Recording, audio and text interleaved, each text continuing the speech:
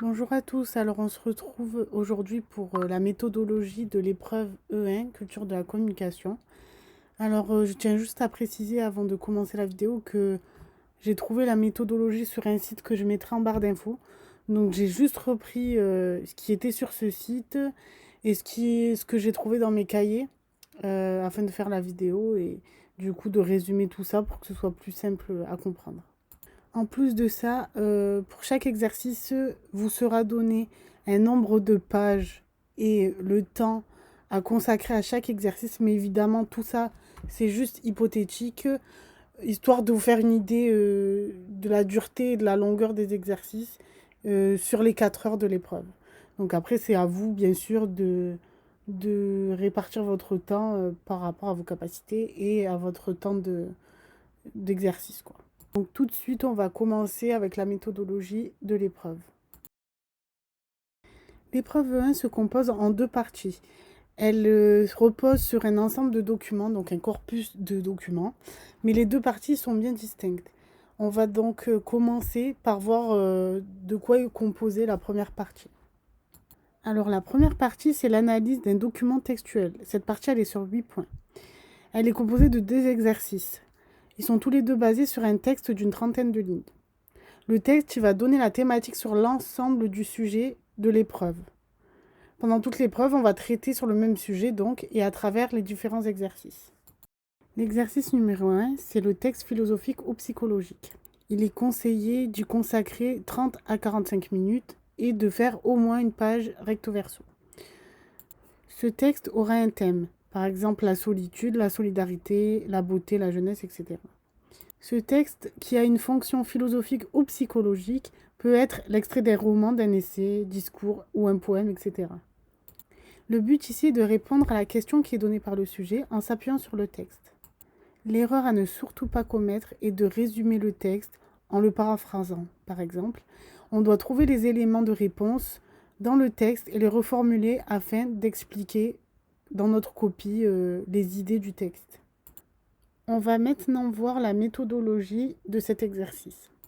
Tout d'abord, on commence par une introduction qui présente rapidement le texte et l'auteur, ainsi que le thème du texte, puis la thèse de l'auteur, c'est-à-dire le message qu'il a voulu faire passer à travers le texte. Pour le développement, il n'est pas nécessaire de citer le texte. Il faut donc répondre à la question de manière structurée. Pour le développement, faire deux parties maximum est largement suffisant.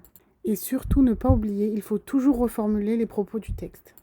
Enfin, la conclusion ne doit pas faire plus de 3 à 4 lignes, elle doit répondre synthétiquement à la question et surtout ne pas laisser d'ouverture. L'exercice 2 s'intitule la discussion. Cette partie aussi peut durer environ 45 minutes à 1 heure. Une page recto verso, 2 à 3 pages recto verso maximum. C'est une mini-dissertation. Une question liée au monde de la communication nous sera posée. Cette question sera toujours par rapport au texte.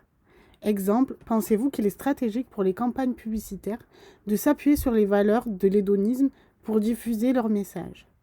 Le but ici est de répondre à la question posée de manière argumentée, tout en s'appuyant sur des exemples concrets de campagnes publicitaires ou de références théoriques. Ici, l'introduction contextualise le sujet et le thème. Elle annonce la problématique et reformule la question posée. Et enfin, annonce le plan. Le développement se compose d'un plan en deux parties. Oui, oui mais, ou non, non mais. 2 ou 3 arguments par partie sont suffisants. Mais il faut y intégrer 2 références théoriques minimum. Et il faut bien évidemment faire des transitions entre chaque partie. La conclusion est une réponse synthétique à la question posée. Nous pouvons maintenant passer à la partie 2 du sujet. L'appropriation d'une campagne de communication qui sera sur 12 points. Cette partie est basée sur plusieurs documents. On devra répondre à 2 questions avant de réaliser un support de communication. La première question, c'est une question d'analyse. Elle nécessite une réponse longue, tandis que la deuxième, c'est une question qui fait le lien entre le corpus et le texte. L'exercice 3 est donc une question d'analyse. Elle vous prendra environ 45 minutes à 1 heure. 2 pages recto verso maximum. Il y aura un corpus de documents qui appartient à une même campagne de communication du même annonceur. Il faut donc répondre à la question posée en analysant les documents. Attention, il ne faut pas faire une analyse complète des documents, mais seulement les éléments qui répondent à la question. La réponse, elle doit être argumentée en nous appuyant sur les procédés visuels et rédactionnels utilisés par l'annonceur. Par exemple, la question pourrait être « Montrer comment l'annonceur de cette campagne de communication anime les valeurs de l'hédonisme par des procédés visuels et rédactionnels ».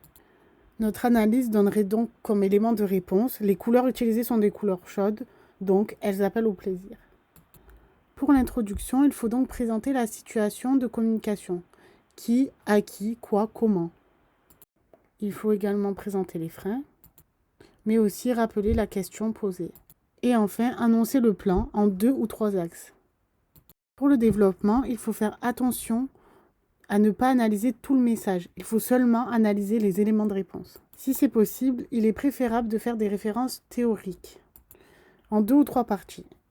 La conclusion, elle, doit répondre synthétiquement à la question. La question de corpus ne doit pas durer plus de 15 minutes. Elle doit être très courte, une demi-page environ. Elle a pour but de faire le lien entre le texte et le corpus de documents. Il faut sélectionner les éléments de réponse, ceux qui ont été analysés dans la première question. Ils permettront de déterminer s'il y a un lien entre les propos de l'auteur et le message diffusé. Il faut justifier précisément la réponse. Exemple de question, cette campagne de communication est-elle fidèle au portrait dressé par l'auteur au sujet de l'hédonisme? En ce qui concerne la méthodologie de cette question, la réponse n'est pas structurée, il n'y a pas d'introduction, etc.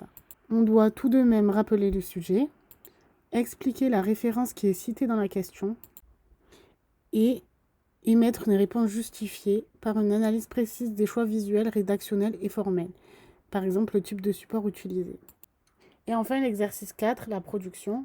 L'exercice de production doit prendre environ 1 heure, selon ce qu'on a fait avec les autres exercices. Cette partie, elle cherche à exprimer tes compétences stratégiques. Les compétences créatives sont un plus, mais elles ne pénalisent pas. Un énoncé nous demandera de produire un support de communication spécifique dans la continuité de la campagne du corpus de documents. Attention, le support à produire peut être sur le même thème et ou du même annonceur. Il faut bien y l'énoncer. La consigne peut demander de produire n'importe quel support de communication. Flyer, affiche, carte de visite, vidéo, communiqué de presse, publi-reportage, etc. Dans le cas où la consigne demande la production d'un support rédactionnel, tu devras rédiger l'entièreté du texte. La réponse doit respecter des règles très strictes que nous allons citer juste après. Premièrement, l'élaboration. Il faut d'abord rappeler la mission qui a été confiée, puis analyser le contexte et la stratégie de communication, les objectifs, les cibles, etc. Ensuite, travailler sur les contraintes d'adéquation. Est-ce que le support doit rester dans la même stratégie que la campagne? Les cibles et les objectifs nous font réaliser cela. Puis, les contraintes de support. Quelles sont les caractéristiques du support à prendre en compte?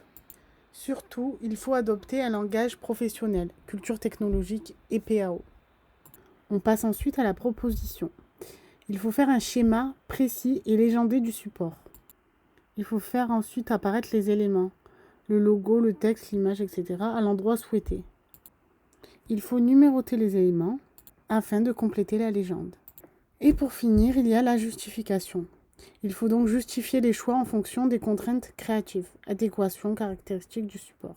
Par exemple, nous avons décidé de reprendre la charte graphique de l'annonceur pour installer une cohérence entre les supports, ou pour que l'annonceur soit facilement reconnu par la cible.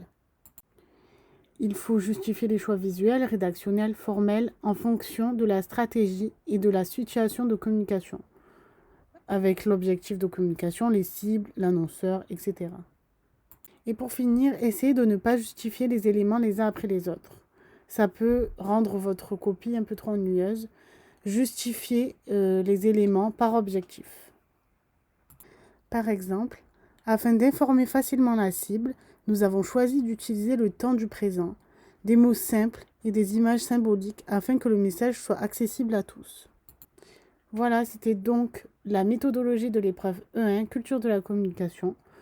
Je vous retrouve très vite pour la dernière série de vidéos sur le dernier thème de la matière culture de la communication.